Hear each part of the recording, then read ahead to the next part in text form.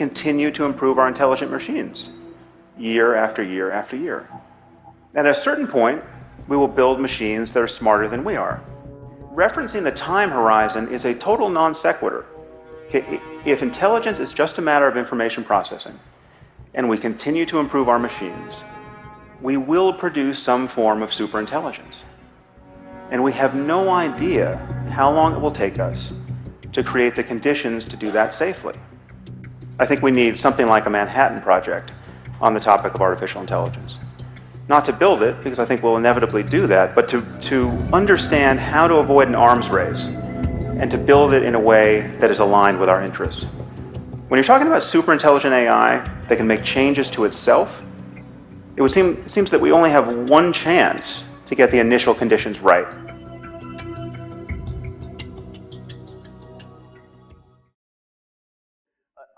I told the panelists, I was like, I feel like this is an all-star team up here, so I think we're all lucky to have everyone up here.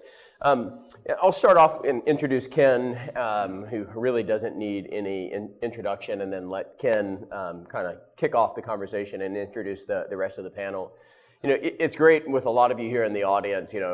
We're colleagues, but a lot of you, frankly, are friends and have been for a number of years, and that's the same with Ken.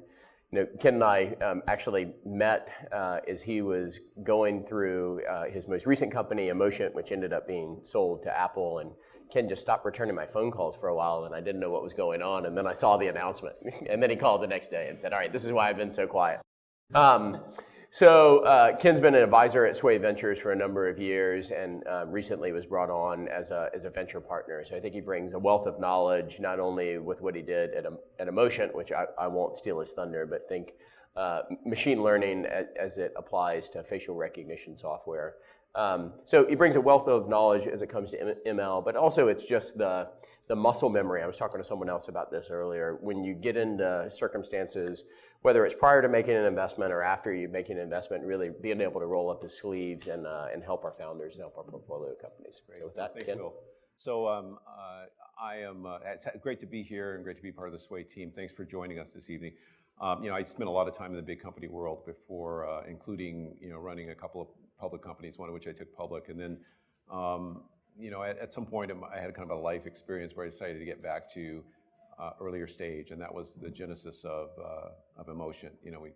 My partner and I had a core thought, and we ended up looking for a team that could execute on that, and did a little research and found 6 research professors down at UCSD that were off the hook brilliant, and anyway, that became Emotion, and it really kind of a guy who's from the business side, more of a generalist, always learning. I always felt like I'm the dumbest guy in any room, and it's felt that way for 20 years.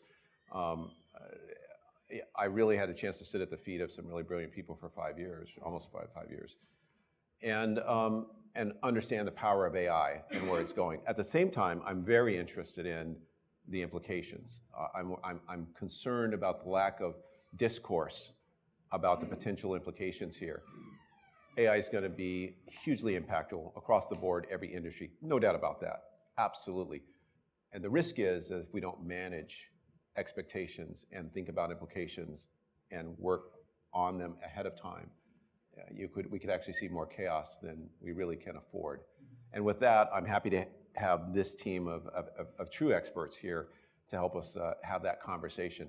What I'm going to suggest is, rather than me introduce them, I'm going to ask them to each briefly introduce themselves, and then take on the question subsequently of describing an application or business that uses AI as its core to its value proposition, and then just do a click down and describe exactly what they're doing under the covers. That's AI.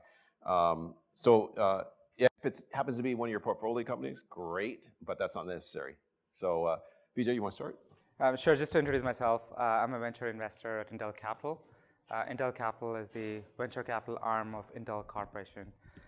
We invest between $350 to $500 million a year, which makes us one of the largest venture capital organizations in the world. One of the key focus areas for us is AI, and we made a lot of acquisitions in the recent past, and we are one of the largest AI investor as well. And we have several teams, and we look at the broad horizontal aspects of AI infrastructure companies. We also look at vertical applications, whether it's autonomous driving, drones, or computer vision, or even ag tech. So there's many, many areas we'll look at, and we invest across the world, stage agnostic, and happy to chat about a couple of our portfolio companies which we have. Well, we'll come back to it. Okay. My name is James Cham. I'm a seed stage investor at a firm called Bloomberg Beta. Our only investor is Bloomberg. And I don't know, we've been investing a lot around AI for the last 4 years, mostly because we got lucky with timing, and thus we've been able to see a lot. I think that sort of a lot of these questions about what AI actually is and how to think about it come down to things that sort of we as, like you as a practitioner, actually understand that the rest of the world still doesn't. And I think making that concrete is like a critical part of the conversation, and so I'm excited about this conversation. Howdy, I am Zavain. I'm a venture investor at Lux Capital. We're split between New York and Menlo Park. I don't know if we've ever met Sway or done any deals together, but thank you for hosting us and inviting us in gorgeous offices. We have a... So I actually have facts here. We have done deals together. You're a bad venture investor if you're letting facts in the winner. Exactly. So we've done local roll together, which is that must really, not be named. Really fascinating company that I can tell you nothing about. And then Dylan, the other one is escaping me. It is, we'll come near. I think it's probably not a good company. SourceGraph, there we go. Oh. They are changing code intelligence. Okay. So anyways, makes our offices in Menlo Park feel like a 1970s law firm. Because it is. Because it is. 10 years ago, this was a nightclub. We do all sorts of interesting deep tech, eclectic, frontier tech stuff. I've been at the firm for about 3 years now. When I first joined, I think it was James and myself and maybe one or two other firms that were doing the types of things that we do. Now it's everybody. We heard recently Greylock, which is I'm sure a firm that everyone's heard of, had a big offsite where they decided now they're going to do consumer, enterprise, and deep tech plus AI, right? So it's increasingly top of mind, not only in headlines, not only for the people who've been doing it for a number of years, but I think really everyone in the Valley, in Sand Hill, and increasingly so beyond. My own background, I teach at Stanford. I teach a course on ML and philosophy. I did my undergrad and graduate school there.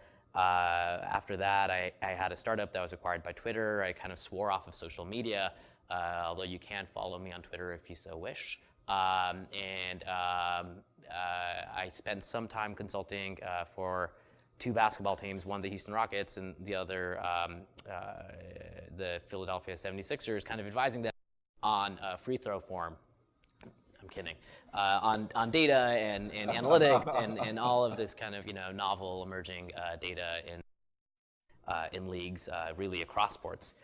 So that was kind of my foray into all sorts of interesting real life applications of AI, and hopefully that gives you a little bit of context on Lux and myself. But your basketball story, I think, in some ways does remind me of for those who have not been involved in AI, let me just let me give my 1 second pitch as far as how to think about AI. I think what is not understood by people who are not building things right now in AI is that AI, at its core, the core verb is prediction. Intelligence is prediction, and the core noun are models. These models are very similar to the statistical models that you have to build at some point in some statistics course, except rather than 2 or 3 dimensions, there are thousands, right? And when that happens, we as people have a very hard time thinking in terms of thousands of dimensions. And what is interesting about these models is these models are also very different than software application, which means that engineers who are used to building things a certain way have entirely the wrong intuition and often will fail dramatically. In fact, it's not the engineers who are writing the models. They write the software that writes the models. That's right. That's right. So. And I think what's interesting, if you start thinking in those terms, if you just start thinking to yourself, okay, you know what? If I'm in a company and I have a data store and I have a bunch of applications, I will also have a bunch of models. And as an executive, you should know what are those models? Do they work? How often do they work? Are they upgraded? Who's managing them? And if you think that way, you'll be ahead of 90% of executives all over the world. So I guess maybe it's good to clarify my role. So I'm going to play the devil's advocate here today, right? Good. Or the contrarian point. Thank you. So, We need that. Yeah, I don't like calling myself an AI investor. So I'll start with that and then explain why. Okay. Well, I think this is a good time to talk then, and we will probably get to your point, which is, the transformation of industries, which is, for a long time now, AI has been sort of vertically focused on solving specific things and deep teams working on a particular problem. And now we're starting to see a more horizontal application of AI, where we're starting to reach across verticals, and bigger and more impressive things are beginning to happen. So as we think about transforming of industries, ultimately that's got to impact people. And I'd love to hear from each of you, like, what is top of mind to you in terms of the impact that we're going to see in the labor markets? Yeah, I think there's two schools of thought, right? In one school of thought, people say that it's going to be the Armageddon. People are going to lose massively. They're going to lose jobs. I think the expectations are like 1/3 of the people are going to lose their jobs because of robotics by next 2025 or 2030. The other school of thought is things come, evolutions have come and gone. People do get repurposed into different aspects of different roles. I guess the open question is, what is the depth and the scale of this, and how fast will it happen? I think those are the things we can debate about, and we've invested in both. So we've invested in companies where, for example, there's a robotics company which in the services industry where when you forget a toothbrush in your hotel, you ask for a toothbrush to be sent to you. But there are robots right now which bring the toothbrush to you. So that's displacing the service industry. We also invest in a company called Peloton, which is a fleet company where the goal is to have a human in the front truck, and the rest of the fleet will be replaced by autonomous first before everything goes autonomous. So that'll probably take away like 1.5 million jobs. That's on the blue collar side. On the more educated side, we have invested into companies called DataRobot, MightAI, and Matroid, which are how do you replace computer scientists with AI, and that's going after the high-end jobs. So on both those sides, we're seeing that AI is replacing jobs, and I take AI very broadly: AI, robotics, automation. I'll just quickly add that it's not. In a lot of ways, this is fire to the fuel that's been laying onto the labor market from software, right? 2014, WhatsApp sells to Facebook. I think it was 18 people or 30 people, 18 billion. Right? How many people was Microsoft when it had a market cap of 18 billion?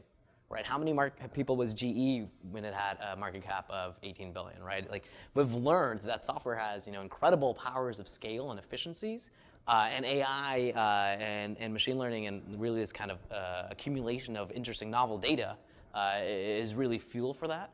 Right, so there's on one end this ethos that I would say like the Elon Musks or I don't know, like the Putins, for example, of the world are saying, oh my God, robots are going to take over the jobs, and it may not be robots that look like you and me, and it's not only factory automation. It's the guys and girls who used to have high school jobs at JCPenney, right, and JCPenney converting more and more to e-commerce.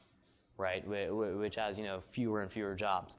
So it is interesting to just kind of track it and record it, and we should be doing something about it, right? I don't know what it is, but it's frightening how little we're doing. So oh, go ahead, Bill. Yeah, just I'm going to actually ask you a question. I think on Ken's point, it's interesting, and this was highlighted earlier. I mean, depending on the study that you read, I think the big question is time frame. Almost every study gets between 40 and 50% of jobs are going to be impacted, and we're seeing it today. I think everybody's seeing it. We've got another investment in an autonomous robotics company, can't name the name of that either, but they're actually displacing movement of goods today. So it's actually happening. I think the big question is going to be the time frame that probably no one on the panel can really answer. But I think there's a follow-up question that Ken hinted at that's about industry vertical, and you can't be biased by finance because of your backer. But it's kind of a question to you. Do you see a certain vertical or verticals being impacted more than others, or is it there's now this migration to horizontalization, and that's the play? Do you have an opinion one way or the other there? So I have a couple of thoughts. I think that we are sort of like at the point, like if you were to think about the history of software, we're like at the point, like either 1 month or 10 years before Microsoft comes around, right? Before someone figures out the business model that unlocks all the value for AI. So right now we are firmly in the labor replacement part, and there's some creative guy or gal out there who's gonna figure out the way to think about AI that creates a huge amount of value rather than just a straightforward labor replacement. Because remember, if you thought about computers in the 50s, a lot of it was just straightforward labor replacement, and it wasn't actually value creation. And the moment that we see that guy or gal who's figured that out and unlocks that, I think the way we talk about AI changes fundamentally. In part because software was not preordained to be a value add to the universe. It really was like a set of people who figured out the right way to package and think about it. And that, I think like that's why venture is exciting. Like there's like the straightforward value props where, you know, this is gonna do the job of half a person, but something that's gonna say, and I just don't know what it is. That's why I'm a VC and not a. So you're kind of poking at the question of, is there enough power in what will absolutely add value, which is the augmentation of humans, AI as a vehicle to augment humans, versus AI as a vehicle to replace humans. Yeah. And the question is, you know, to your point, is it different this time? You know, we go back to the Luddites, we go to John Maynard Keynes, who kind of cried wolf. And the question is, you know, is it different this time? Is the velocity of change and this and to Zavain's point, is the steepness of the change so deep that it's different this time? So there's a set of friends of mine at the University of Toronto who pulled together the best economists in the world to talk about AI, right? So they had Larry Summers, they had Austin Goolsbee, they had like all the people you imagine. And it was interesting, and I actually was so interested in it. I got the videos, I made transcripts. And so if anyone's interested in transcripts, I'm glad to give them to you. But what was so interesting was that Summers would say that he is skeptical about all of the projections about the rate of change. In part, this is Larry Summers, who used to be the chief economic advisor to Clinton, right? I'm going to try to make it to a board dinner with him. There you in go. About an hour. And so you should ask him, right? So what was fascinating is that he was very skeptical about how, because he'd say, look, this is all the normal thing that techie people say, that things will happen really quickly. And the reality is that buying and selling things still takes time. There's still friction around building and trusting brands and products. And so it was really interesting that I think someone who's actually seen a lot of the numbers would say, this will happen, but it won't happen as fast as you think. And I think sort of then as a VC or as a capitalist, I do think that it really is a race. It is really a race between creative entrepreneurs and individuals to try to come up with something better than what we have right now, and then the world falling apart.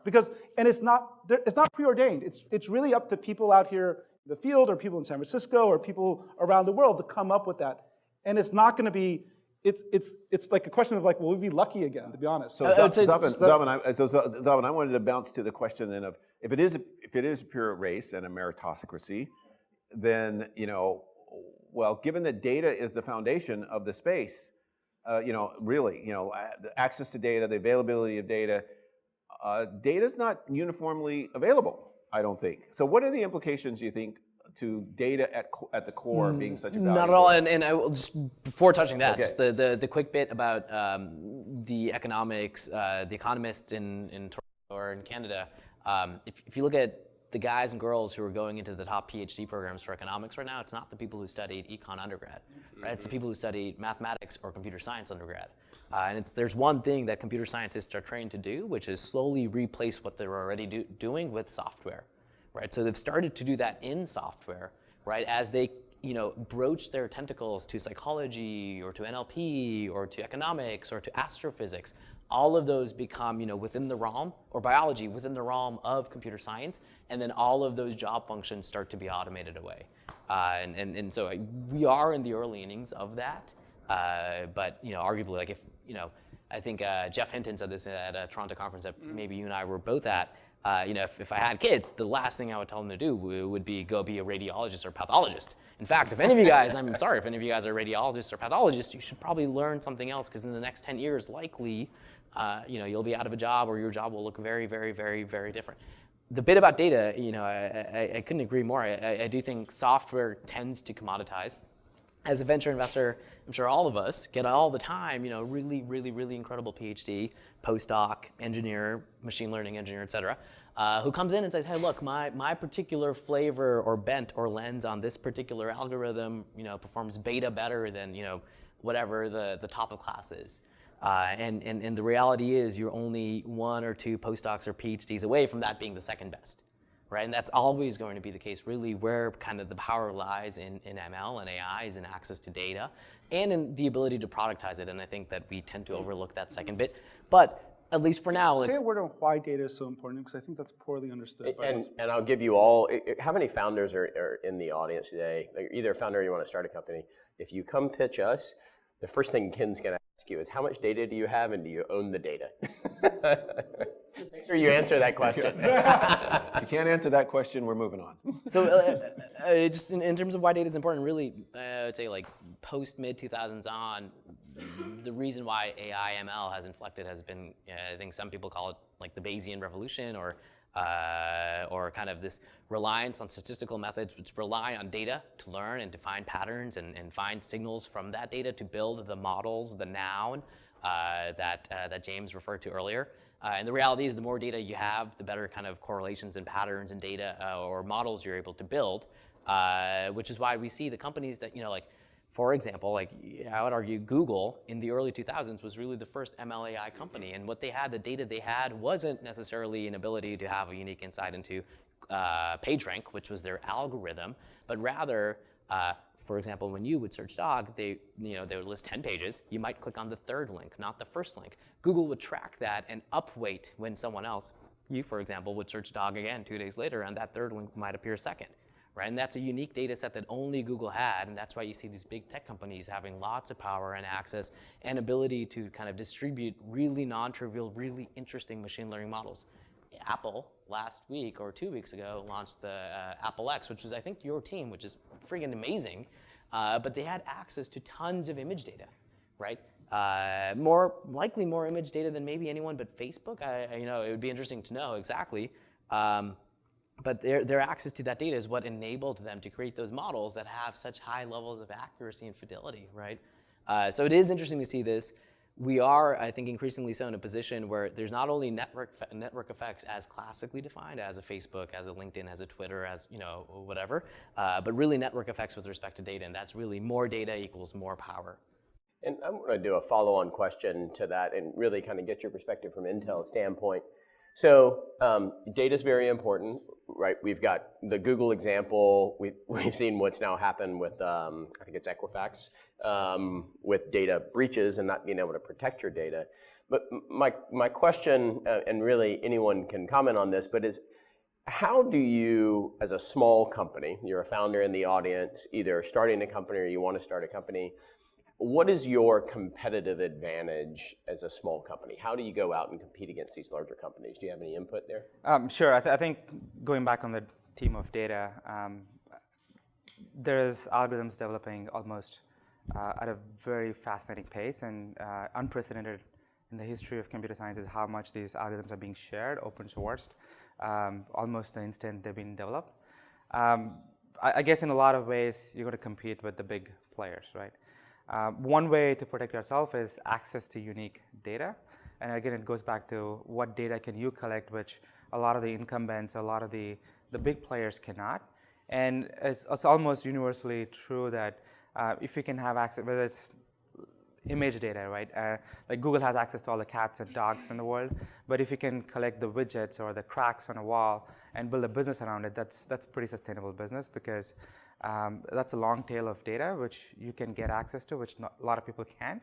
And that goes back into the network effects as well, because if you have access to unique data, for example, like radiology data, and you can build a business around it, you have easy access to more data, because based on how your business is scaling, and that gives you the network effects to go faster than anybody else. And I think it comes back to data. But if I take a devil's advocate point of view, I think the reason data is so important right now is because of the kind of algorithms we're using, which is neural network based, which needs a lot of data to feed it. But if you go back to what Benjio said recently, if you were to do AI all over again, he would not worry about backpropagation, and he would look at unsupervised learning and other AI techniques which you can actually do with less data. So you'll see the conundrum of needing more data to feed the models today, and the advances in AI which tries to go after lesser and lesser data and try to get to similar accuracy and so on. So that'll evolve over time. Let me also propose one other frame beyond thinking about data. I think another way to think about it is that as a startup, you're never going to be able to compete on access to resources. You're only going to be able to compete on one angle, which is courage. And the flip side of courage is willingness to take risk, right? And I think the willingness to take risk is something that you as a startup can do that big companies cannot. Not because the people are not great engineers or great executives, but because they're trying to protect a $10 billion balance sheet and they're waiting for lawyers to attack them at all points. And so you then as a startup can actually take different types of risks around how you think about your product, around the ways that you work with your customer. And to be honest, like those are the things that I look for rather than some sort of, because I think it's very hard to find proprietary data sets that you can own. So instead, what I look for are like cases where an entrepreneur is willing to like stick their neck out and say, you know what, I'm gonna either propose solving the solution this way, or I'm gonna be aggressive around like sort of something around my function, right, my prediction function. And then, like, if I can imagine a virtuous circle saying that'll let them take more data and create better models and go like that, then in some ways, like that's what you call product, right? That sort of product insight and business strategy. So courage is unfair. I say courage to be provocative, but it is like, in some ways, it is about courage, right? I was going to quickly mention that for all of you founders out there, the reality is you're likely doing something that's irrational, right? Like the mean and the median founder and company fails, and it really, that's totally true. And like you need to be willing to bet on yourself in an irrational domain and in an irrational endeavor. If it were clear and if the obvious deduction was that you should be doing what you're doing, someone else would have done it, or a big company would be doing it, or the guy or the girl sitting next to you has probably started the same company.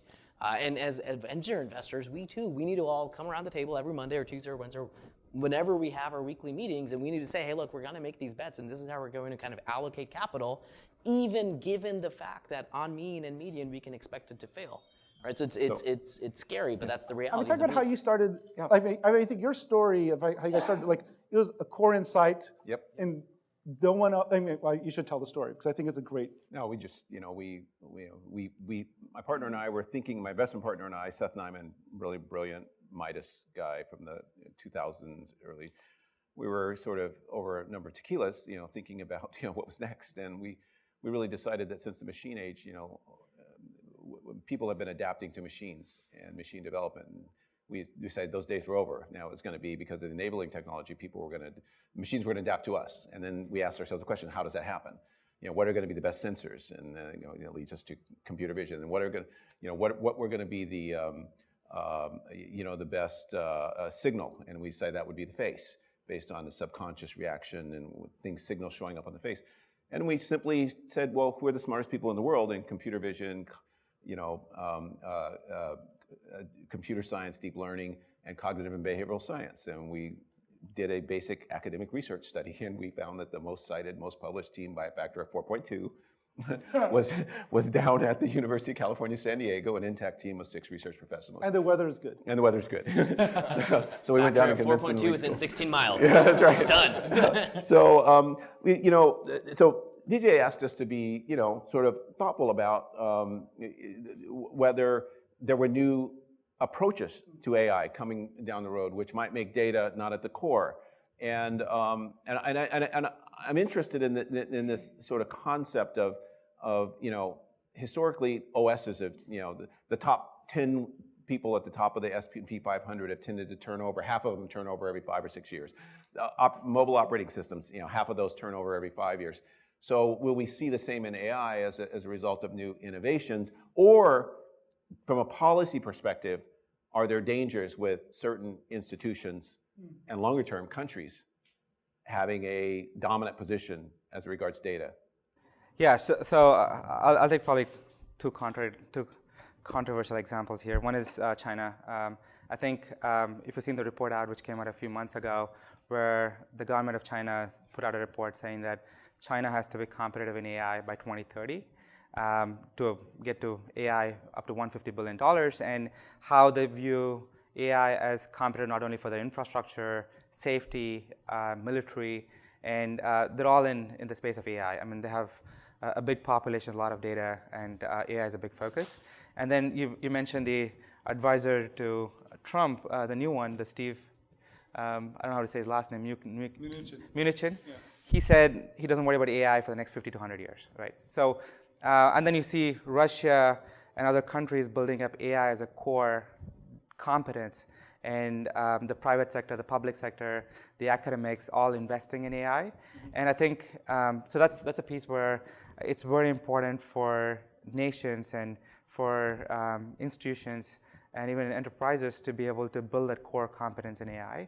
And we're seeing a lot of big companies, including Intel and others, dig their heels into AI and make it the core competence. Otherwise, like you said, I think 40% of all Fortune 500 companies will probably not be there in 10 years. It was fascinating. So Larry Summers said this Larry Summers, by the way, the best flippant guy to come with a great comeback. So like one of the more senior prominent AI guys said, what we really need is more investment because China, like he said the same thing, right, about China.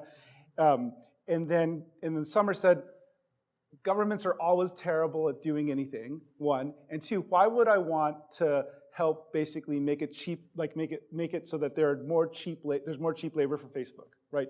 And I think that does capture, I think, like sort of a deeper policy disagreement about like how effective we will be as a country and how competent we'll be at actually deploying resources against AI. And I will admit, it's a little scary now, right? I mean, we just don't seem that good at using the money, right? And so that's it. Like the counterpoint that came to mind right now, including my own kind of irrationality in hopefulness, not a founder, whatever. It was, if you look at the boom right now and boom in self-driving cars, really catalyzed, I think, by probably the Cruise acquisition and then lots of venture funding following. That wasn't spurred by any particular technological inflection point. I think there were many. But it was actually spurred likely by DARPA, right, by government funding in autonomous vehicles. And it wasn't Volkswagen or Ford or GM or Mercedes, hiring talent and having them build autonomous cars. It was governmental funding going to universities and saying, hey, build these modded out Jettas that can go drive through a desert. And your reference there is to a specific prize that DARPA offered, saying if anyone can build an autonomous car, we'll give you a bunch of money. And so a bunch of colleges went after it. And if you go look at the teams that won, they kind of spread their tentacles into many different teams who all went on to raise venture funding, some of whom have been acquired now, some of whom haven't, some of whom who lead up Tesla or GM or Ford or Volkswagen, right? And that really came from outside industry and from outside the private sector. It was public sector funded. Well, we could sit up here all night and talk about policy and AI. We actually have another panel that's going to come up. So I think we'll take maybe one or two questions, if that's okay, from the audience, and then we'll bring another panel up here. So I think we've got a mic. If anyone has any questions, raise your hand, and we'll bring a mic over. We may have just floored you, and you don't have any questions because you understood everything, which is totally fine as well. All right, up here. I have a question. So let me throw this perspective. So people are hopeful about AI and they're expecting this kind of amazing things happening. But some people from the academia or industry might feel that we're now picking up low-hanging fruit, and the problem will get exponentially harder as we go. So how do you anticipate, how do you prepare for that? I think it will be naive to expect linear growth in the returns here. It will get harder. It might get harder. What do you think about that? Yeah, I think given the topic of policy and jobs and so on, I think the big fear for people who look back in the past and look at all the changes which have happened is the exponential nature of changes, right? And AI is definitely exponential. And if AI takes off the way it is, and right now we're just scratching the surface with some of the algorithms, and there's work being done on different sets of algorithms. I think if it does happen sooner or in larger scale, it's a question about how governments and policies and do we tax robots, right? Which is a bad idea, but people have been thinking about it. And I was telling the other day that I was at UK a few months ago. There's a group called the Center for Existential Research. One of their core of the 5 areas they're focusing on is how will the world end by AI? And they've been thinking about, if you look at their reports out, and there's actually a newsletter you can subscribe, it's pretty hilarious and scary at the same time, how fast AI can potentially destroy the world? Can you put autonomous weapons and autonomous drones? What happens then? But I think you were saying something else. You were actually thinking that like we're going after all the easy things, and they're going to be harder problems, and we might not be able to tackle it. And I would suggest there's an economic answer to that, which is like investors get over exuberant, and they spend a bunch of money, and they just dump a bunch of money in order to like fund things, so that we actually, I mean, like that is the story of by the way, that's like a normal boom and bust story.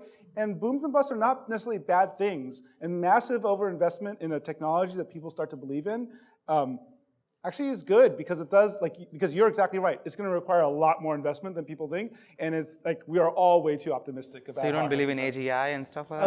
No, I'm not saying that, but I'm saying that like what I am saying is that like we just need to spend a bunch of money, and right now there's so much enthusiasm. Well, also the enthusiasm isn't necessarily, oh man, if we could figure out unsupervised learning, or if we could figure out AGI, sell it to Google or Apple or any of these large big tech companies that are already leading the crop, right, for AI. It's even if we just take the cutting edge and apply it to pharma, holy shit, it's like they are decades behind, and there's still so much to be done there, or manufacturing, or many various different industries that aren't the companies that we think of as hiring the PhDs and postdocs and professors from the top colleges, right? That's I think that's the nail on the head, which is, it is early days and it's low-hanging fruit, but we're only now beginning to go horizontal. The opportunity is so high just mining that. And if Jeff Hinton's right and we're actually on the wrong track for the longer multi-trillion-dollar thought associated with supervised learning, then we still got 50 years to get there. But in the meantime, for the next 20 years, I think we have,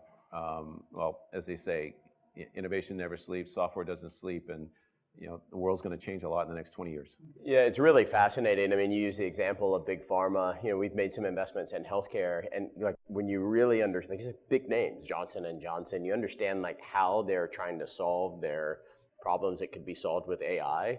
Guess where they end up? Brian from Microsoft, you'd be happy. They end up in Excel. That's how they're trying to solve the problems today. So, I mean, I think very small things that can be applied right now are going to make massive, massive implications. And I do agree. I think we just need to continue to invest and understand that there's going to be failures along the way. We'll maybe take one. We'll wrap it up. Okay, so we'll wrap it up. First and foremost, I want to give a big thank you to the Sway Ventures team. Patrick and Lonnie are really two key drivers on our team. One of these days, I'm actually going to have them participate instead of be behind the cameras and passing out microphones. And also a big round of applause to Ken and the panel. Thank you all.